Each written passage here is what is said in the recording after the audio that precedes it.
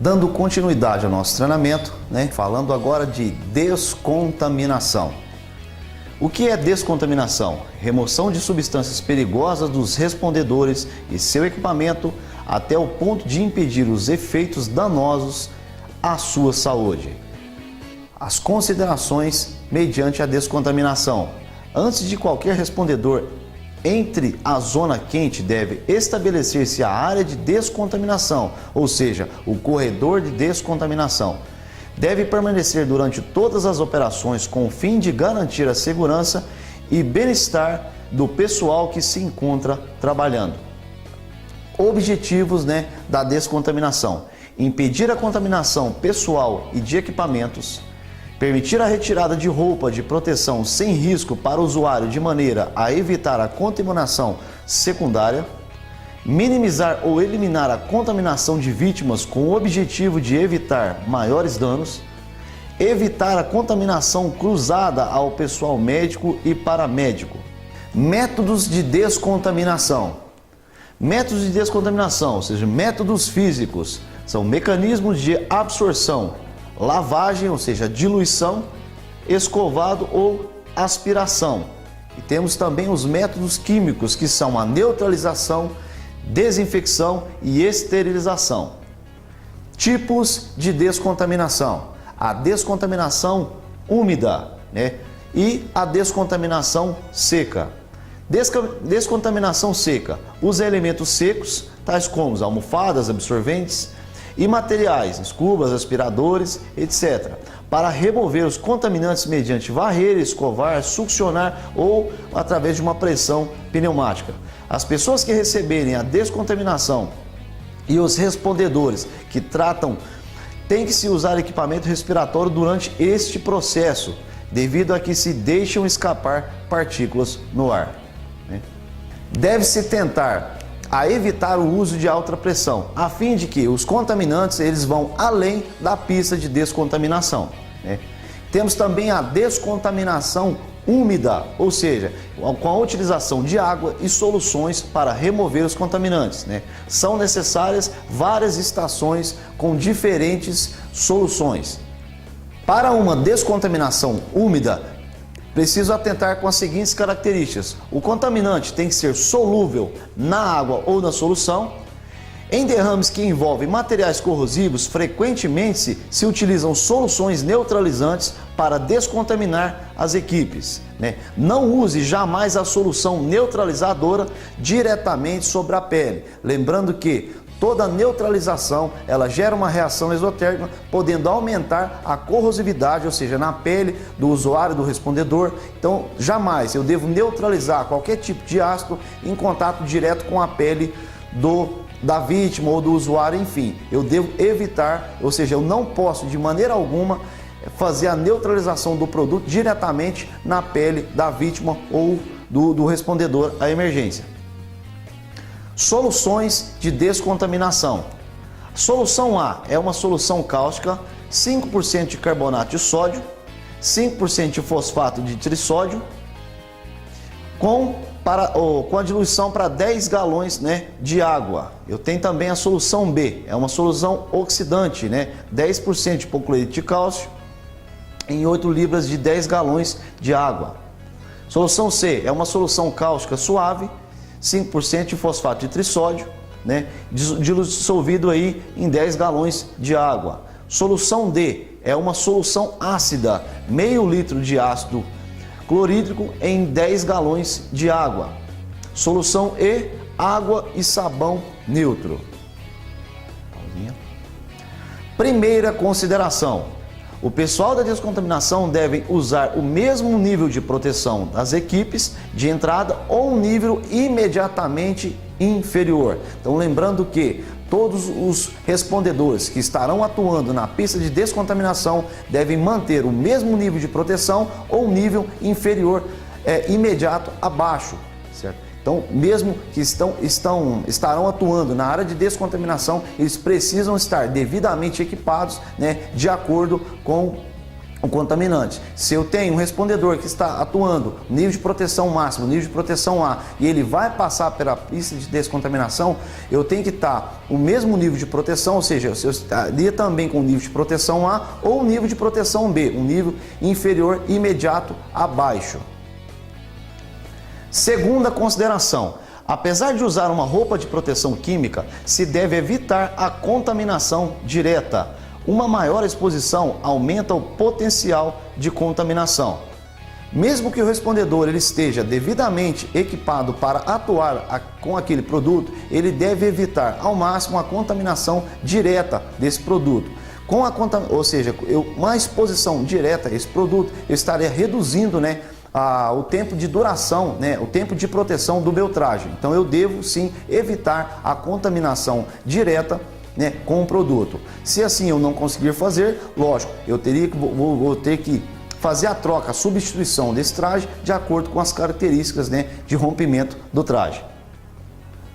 Zonas de trabalho, um conceito novo agora. Então eu tenho dentro do meu conceito de trabalho algumas zonas, né, a montagem, ou seja, a definição, a estratégia, a definição do posicionamento das equipes, né, mediante o cenário de emergência. Primeiro ponto que eu devo considerar: as condições do vento, o vento sempre pelas costas, a fim de que os gases emanados na zona quente, ele jamais ele venha de encontro, né, com os respondedores, com o pessoal que estará atuando ali na emergência. Então vemos na figura aqui, eu devo considerar as condições do vento, lembrando a setinha no vento, eu tenho aqui a zona fria, onde eu vou estacionar as minhas viaturas, enfim, eu vou ter todo o equipamento de logística, entendeu? Toda a estrutura, né, para atender essa emergência ficaria na zona fria. Eu teria aqui um corredor de acesso, né, onde será instalado ali a minha pista de descontaminação, que a gente vai aprender agora como que se monta, como que as características da configuração, né, da execução da montagem da pista.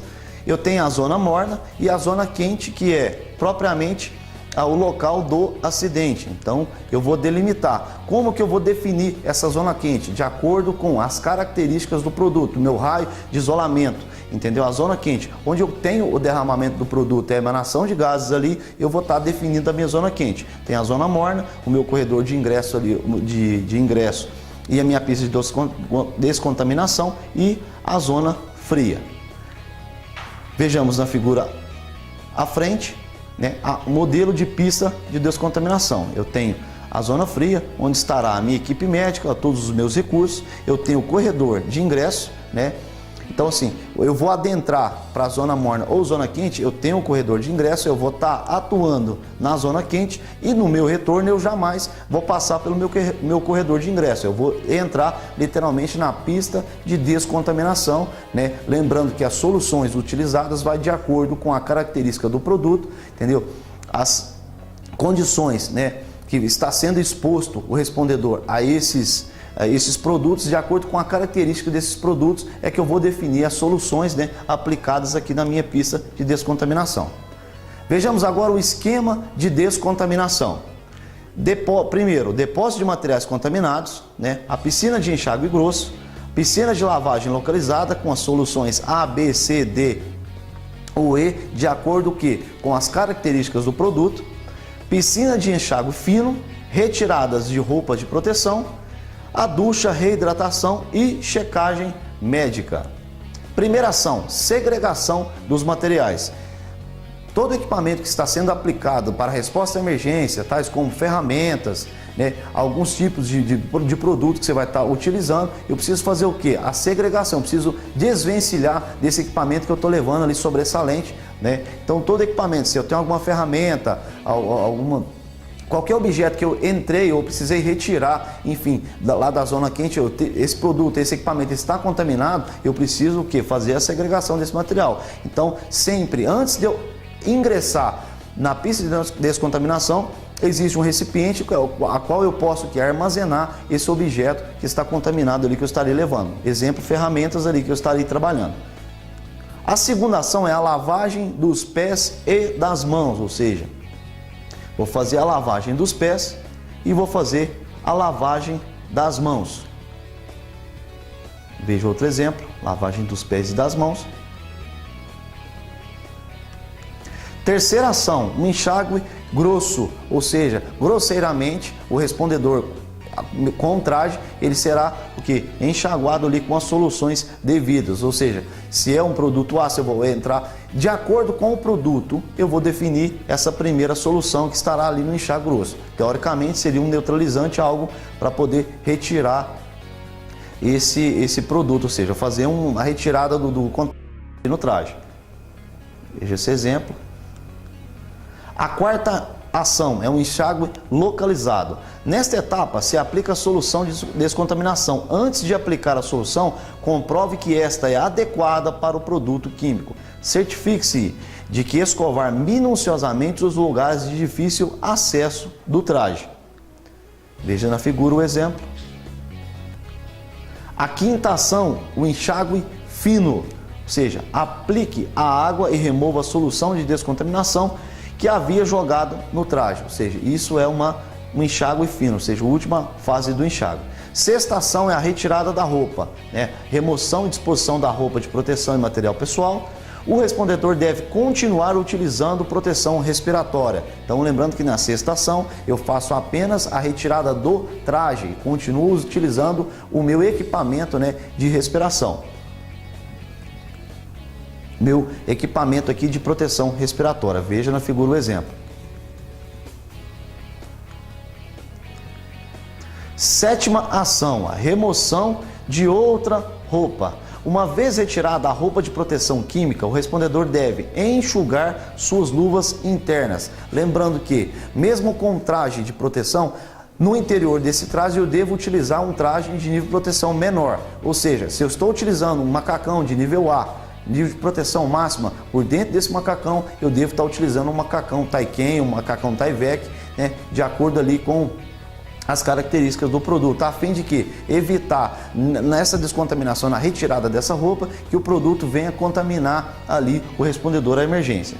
O respondedor deve tirar a máscara e entregá-la ao pessoal da pista de descontaminação. Lembrando que todo esse processo de desequipamento, ou seja, de retirada dos equipamentos, é feito com o auxílio do pessoal que está atuando ali na pista de descontaminação. Então, em hipótese alguma, o respondedor vai até ao local da emergência, vai até a zona quente e saia desse e faça a descontaminação sozinho. Então, assim, sempre montou a pista de descontaminação, tem que ter um pessoal treinado, devidamente treinado na pista de descontaminação para efetuar a descontaminação do pessoal que adentrou ali a zona quente. Oitava ação, banho e troca de roupa. O respondedor deve tomar banho antes de vestir-se, ou seja, assim que retirado todo o equipamento dele, os macacões, enfim, as luvas que estão sendo aplicadas, todo o equipamento que está sobre utilização do respondedor, ele deverá o quê? Tomar banho antes de vestir a sua própria roupa. Então, o que acontece? Assim que eu terminar isso, eu devo me banhar antes de eu vestir a minha roupa pessoal. Vigilância médica. Finalmente, o respondedor deverá ser submetido a uma avaliação médica. Descontaminação de vítimas. As pessoas feridas com risco de morte requerem cuidados imediatos e um rápido translado a centros médicos. As vítimas não protegidas podem necessitar de proteção respiratória durante algumas etapas da descontaminação. Primeiro passo: desnude a vítima completamente e a descontamine-a. Envolva a vítima em um plástico e uma manta de borracha para evitar a contaminação cruzada. Tá? O fundamento de envolver essa vítima em uma manta de borracha ou em plástico é a fim de que essa vítima não passe nenhum tipo de contaminação para os médicos ou paramédicos que irão atender essa vítima no posto médico ou no posto avançado ou no próprio hospital. Vejamos na figura à frente a queimadura química proveniente do ácido. Sistema de administração de emergência, o Incident Command System ou Sistema de Comando de Incidentes. Procedimentos orientados ao controle de pessoas, bens materiais e meio ambiente. Foi desenhado para aplicar-se desde o início do incidente e até que termine as operações, extinguindo a necessidade de continuar administrando a emergência. O sistema de administração de emergência é uma forma de gerenciar os recursos humanos, materiais e outras equipes envolvidas para responder à emergência. Organograma do ICS. O modelo que iremos apresentar é um modelo utilizado pelos órgãos públicos, pelos órgãos competentes respondedores aqui, algumas entidades e instituições, né, que praticam esse tipo de comando, ou seja, o ICS. O que é o ICS? É o Incident Command System, ou seja, o Sistema de Comando de Incidente. Esse é um organograma modelo que iremos passar para vocês, que não é o de praxe que nós, respondedores de emergência, utilizaremos. Temos aqui o comandante de incidente, oficial de imprensa, né, oficial de segurança, oficial de ligação e operações. Vejamos. O comandante das operações, ele não reporta direto para o comandante do incidente, ou seja, ele vai passar pelo oficial de ligação, o oficial de ligação que irá comunicar, ou seja, passar as informações lá para o comandante de incidente. E abaixo do oficial de operações temos a equipe de reconhecimento, as equipes de entrada, né, a planificação também. Temos ali a avaliação da situação, coleta de informações que... Sendo aplicada essa planificação, eu planifiquei, eu consegui identificar o que eu preciso ali, eu vou estar passando para o oficial de ligação que posteriormente estará passando para o comando de incidente. Então isso requer o quê? Uma quantidade maior, né, de respondedores para poder montar esse organograma. Tem aqui também o oficial de logística, né, que estará responsável pela providenciar a comunicação, né, e os recursos, que também vai reportar para o oficial de ligação, que depois vai reportar para o comandante do incidente. Tem o departamento de finanças, que vai fazer a avaliação, e o controle de gastos também reportando para o oficial de ligação. Nós, respondedores de emergência, e a WGRA pratica esse organograma aqui. Organograma, equipes de materiais perigosos, esse é um organograma praticado pela WGRA. É um organograma mais enxuto, o qual requer um número menor de pessoas, né, para estar atuando aqui, montando o meu organograma no meu comando de incidente. Então eu tenho aqui a equipe de materiais perigosos, né, oficial de segurança, a comunicação, equipes de entrada, né, equipes de reconhecimento, entrada 1, equipes de entrada 1, equipe de entrada 2 e equipe de entrada 3. Esse pessoal da segurança é responsável por quê? Enfim, para interagir, ou seja, enxugar, diminuir a quantidade de pessoas, né, para compor esse organograma, né, de comando de incidente, né. Logo, também tem assistência médica, né, a pista de descontaminação. Processo de atendimento DECIDA. Ludwig Benner, né, é o autor do processo DECIDA, né, que facilita na tomada de decisões. Processo o reconhecimento e a avaliação do cenário, ou seja, ele vai visar ali de forma segura, efetuar a avaliação do cenário, né, de forma segura, facilitando o quê? Para que o respondedor auxilie ele, né, nas tomadas de decisões. Entendendo o processo DECIDA. Primeiro D, ou seja, detectar a presença do material perigoso. Primeiro passo, eu preciso detectar a presença desse material, né, no cenário de emergência. Segundo passo, eu preciso estimar o dano provável sem intervenção, ou seja, eu preciso fazer esse levantamento na avaliação, eu preciso detectar a presença do material e estimar o dano provável sem intervenção, ou seja, eu não preciso estar lá no local, sem intervenção nenhuma, eu preciso estimar o dano provável, né? C, considerar os objetivos para a resposta, ou seja, para me responder à emergência, eu preciso considerar o meu objetivo. Qual seria o meu objetivo para quê?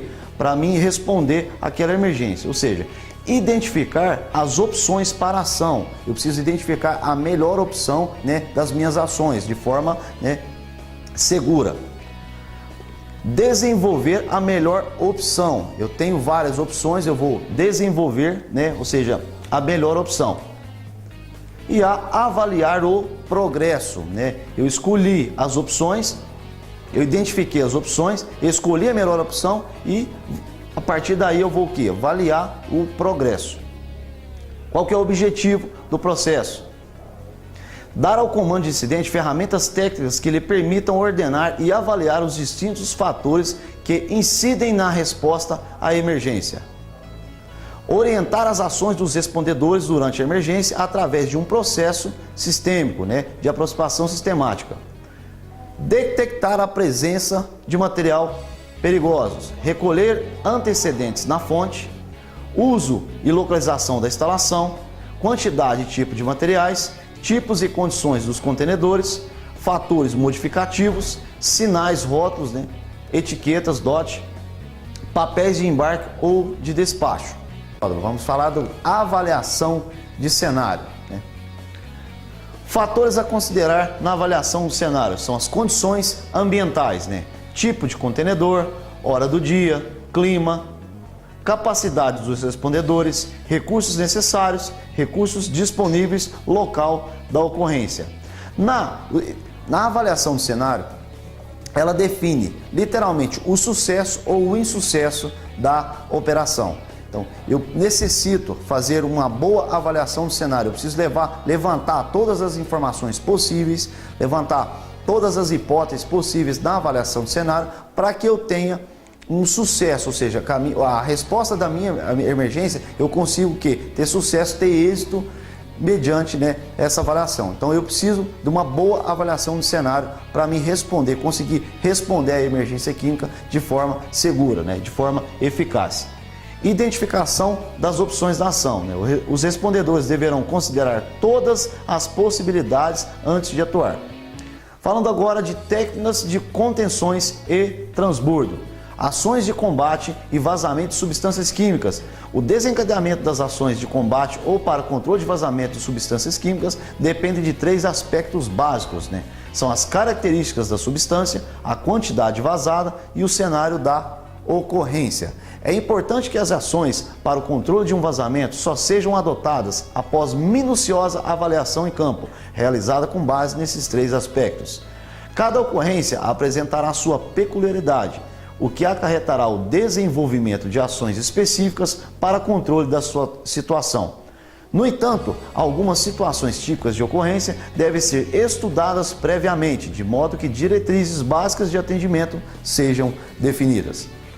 Contenção de materiais perigosos. As técnicas para contenção de materiais perigosos dependem do ambiente para o qual o produto é lançado, ou seja, se o vazamento é para a atmosfera, o ar, o solo, em corpos de água, o curso hídrico, né, ou para águas subterrâneas. Nos acidentes envolvendo grandes liberações de materiais perigosos, deve-se realizar uma avaliação precisa dos danos ao meio ambiente e sua real extensão, para que se possam priorizar as áreas a serem protegidas, considerando sempre a importância de se iniciar a contenção de montante para jusante, tomando-se como referência o local do vazamento. O controle de uma nuvem na atmosfera é muito difícil, especialmente se uma grande quantidade de produto estiver presente. O primeiro passo é determinar se é possível prevenir ou reduzir a quantidade de material que está sendo liberada para a atmosfera através de contenção ou estanqueidade. Caso isso não seja possível, dependendo da quantidade liberada, algumas técnicas de supressão de vapor ou de dispersão podem ser aplicadas. A aplicação de uma neblina pode resultar na dispersão.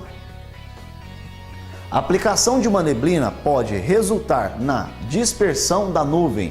Ao se aplicar, por exemplo, neblina de água sobre a nuvem, o material é condensado e depositado no solo.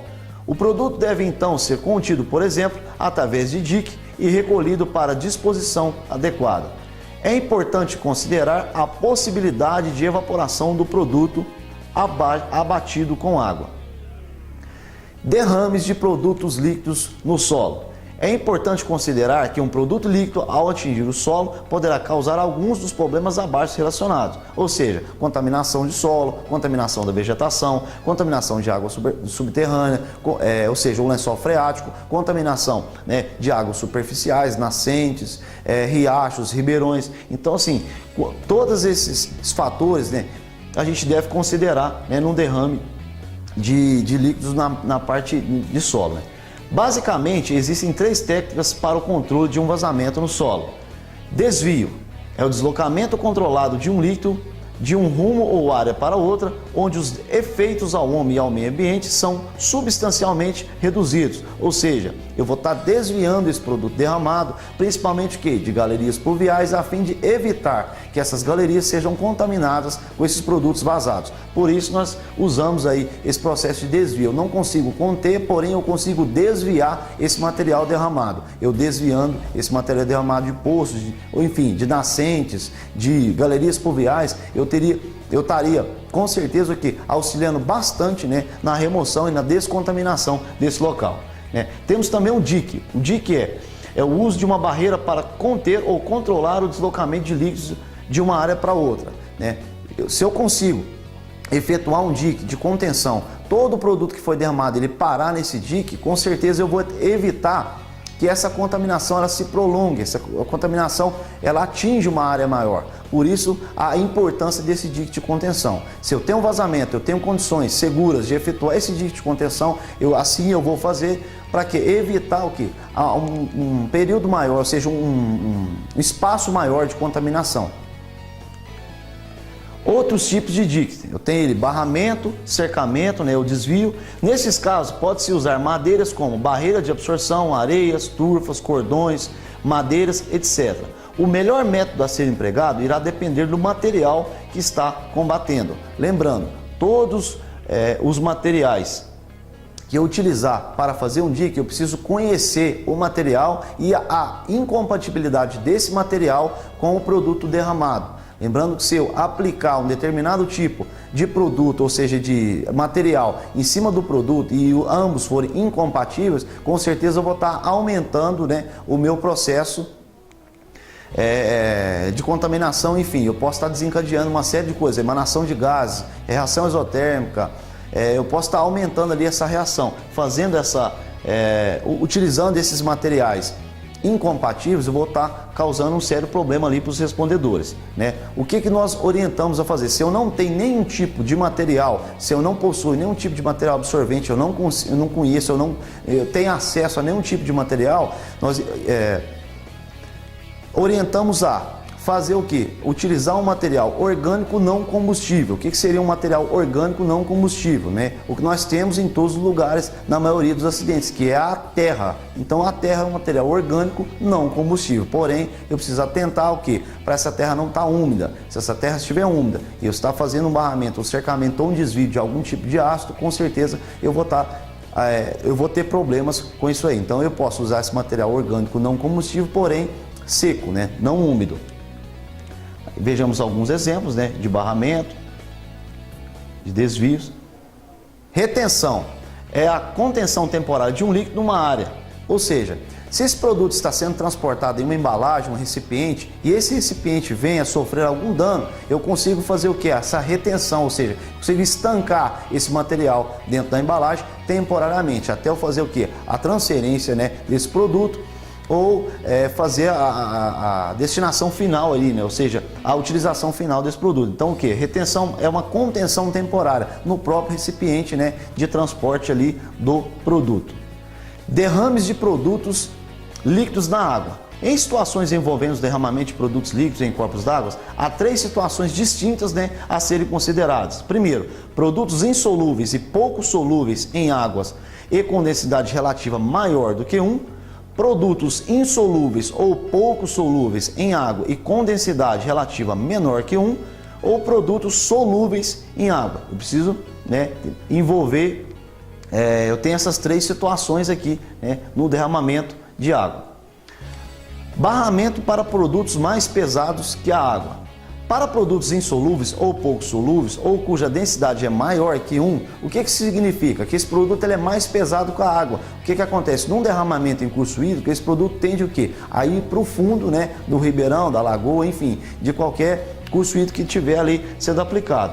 Então o que acontece? Existem algumas técnicas específicas, né, para fazer esse barramento. Ou seja, eu vou de acordo com a corrente, né, o tamanho.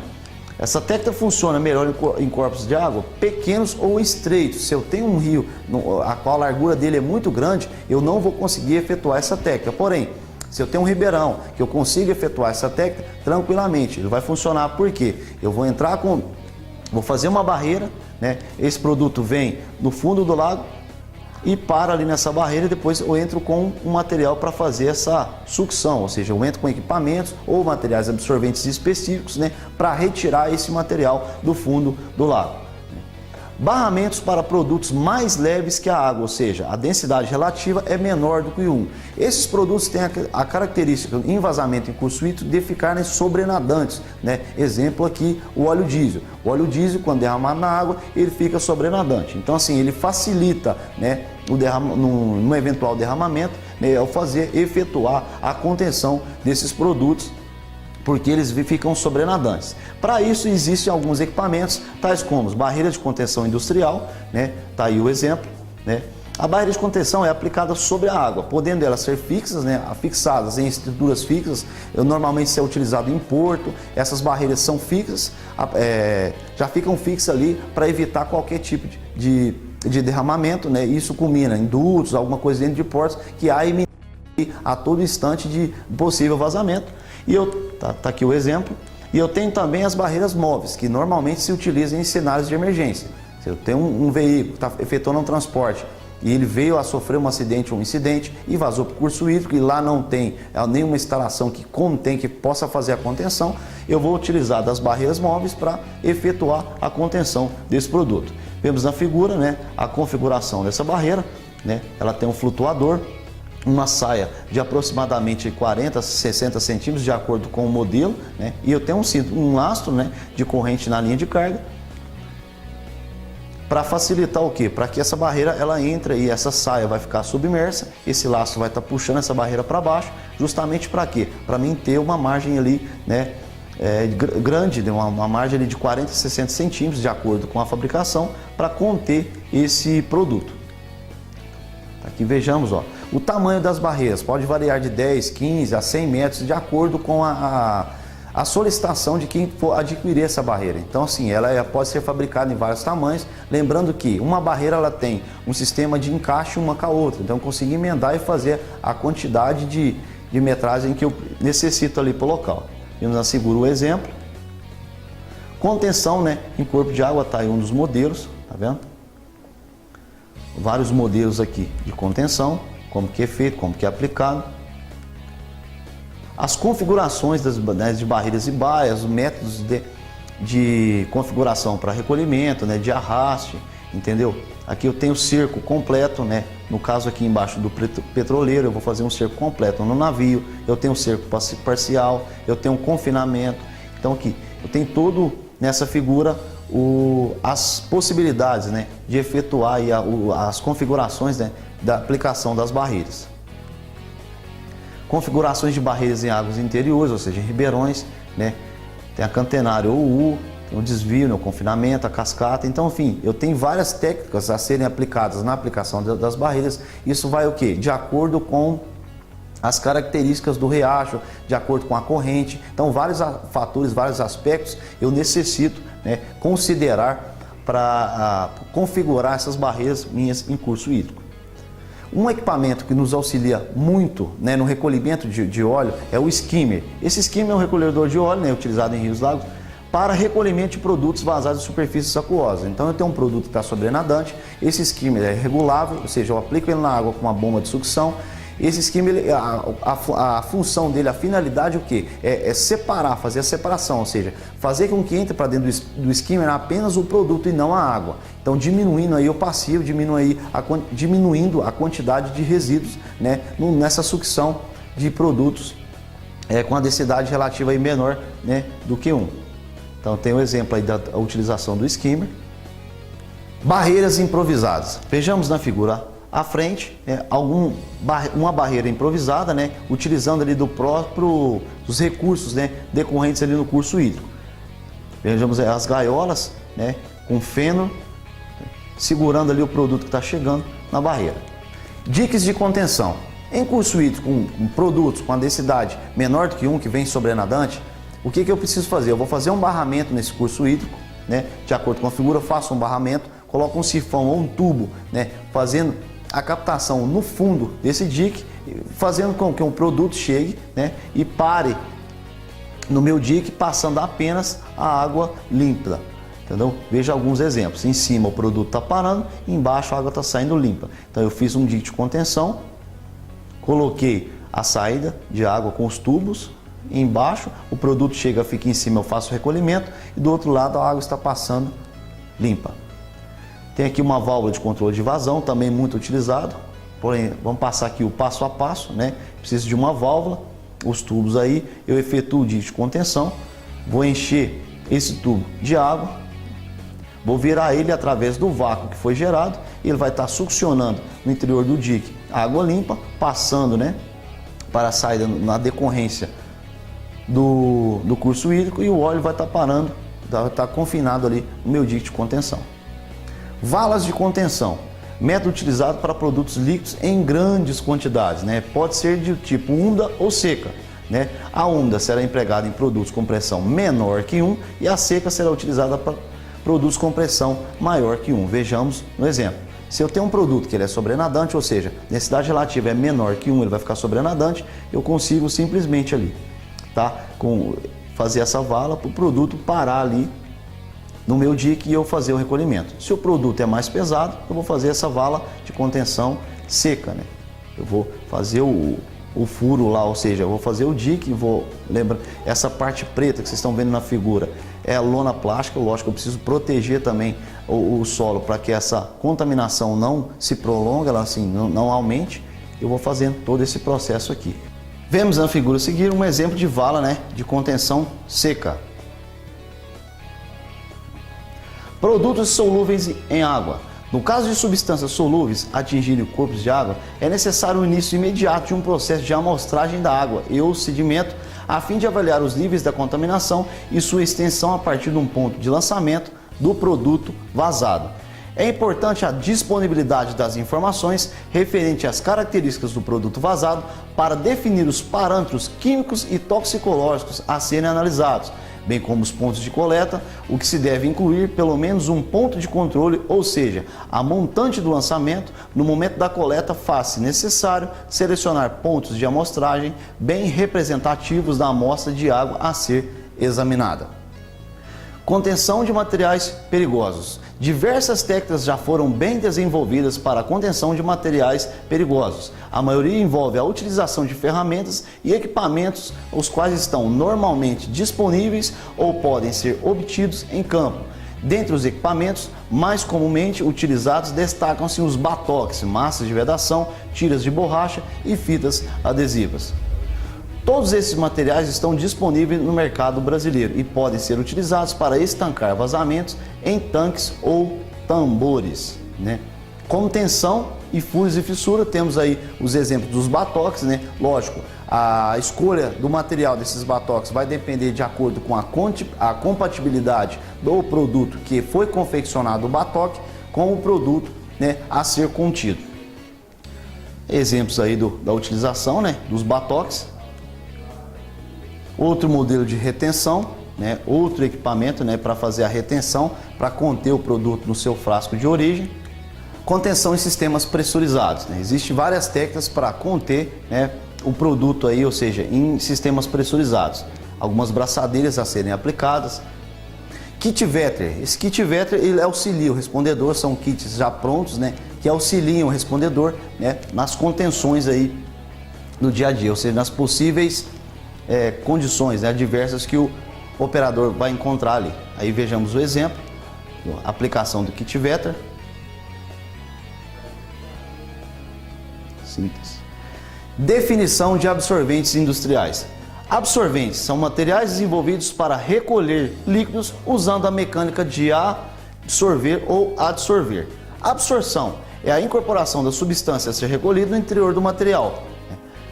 A adsorção se impregna com o material a ser recolhido somente em sua superfície, né? Dentre isso, os absorventes, eu tenho ali oleofílico, que absorve o óleo, e o hidrofóbico, que não absorve água.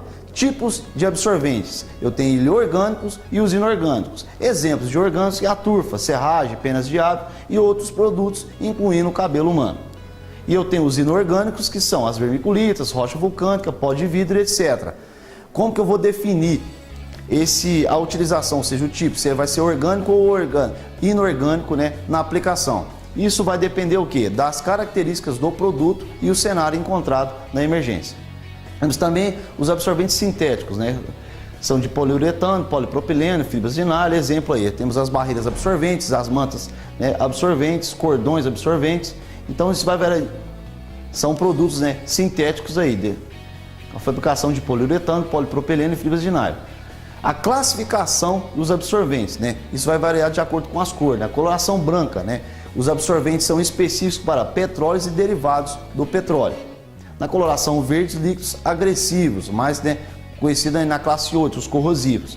Tem a A coloração cinza, que são líquidos em geral, tanto na classe 3, classe 8, um material que vai estar atuando bem aí na absorção dos produtos derramados aí. Aonde se aplica esses absorventes, né? Limpeza industrial, para quê? Qual que é a finalidade? Ter um ambiente limpo, aumenta a produtividade, né? E controle de pequenos vazamentos, manter o local limpo até a solução, né, do vazamento. Aqui modelos de aplicação das barreiras dos absorventes, lembrando que essas barreiras elas têm um tempo de saturação, então de acordo com a quantidade do produto, ela vai absorvendo esse produto tende a saturar essa barreira, eu necessito fazer a troca desse material. Acidentes, qual que é a finalidade? Atender rapidamente um acidente, evitando que o mesmo se espalhe. Então, as propriedades, né, desses materiais absorventes são esses, né, de atender rapidamente também, uma das finalidades de atender rapidamente, né, evitando que o mesmo se espalhe. Exemplo aí as figuras abaixo. Critérios para escolha do absorvente.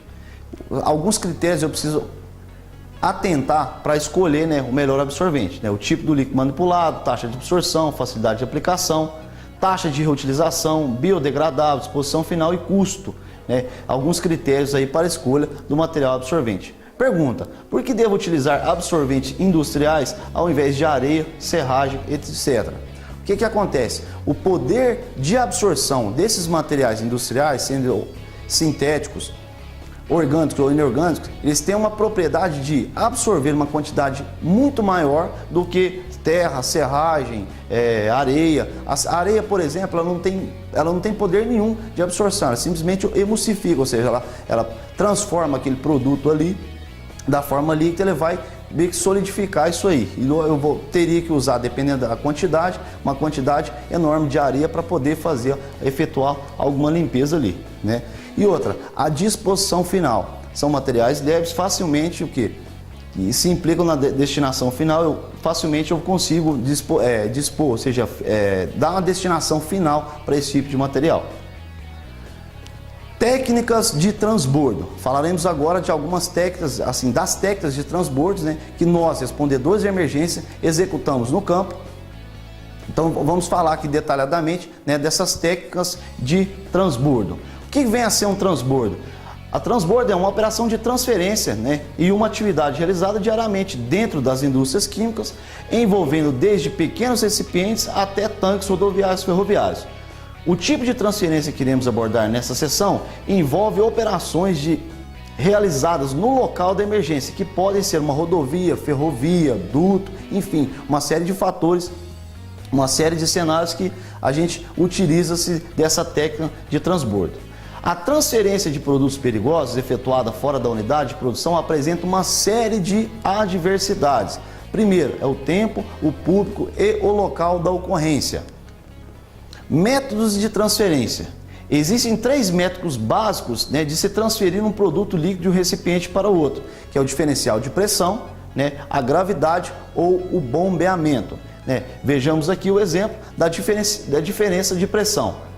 Na figura está simples, eu injeto no cilindro de ar, eu vou estar aumentando a pressão do primeiro contêiner e vou estar expulsando através do que? Da aumento de pressão esse produto, ou seja, para o container receptor. Então eu aumento a pressão no container, no primeiro container, e vou estar expulsando o líquido para o segundo container.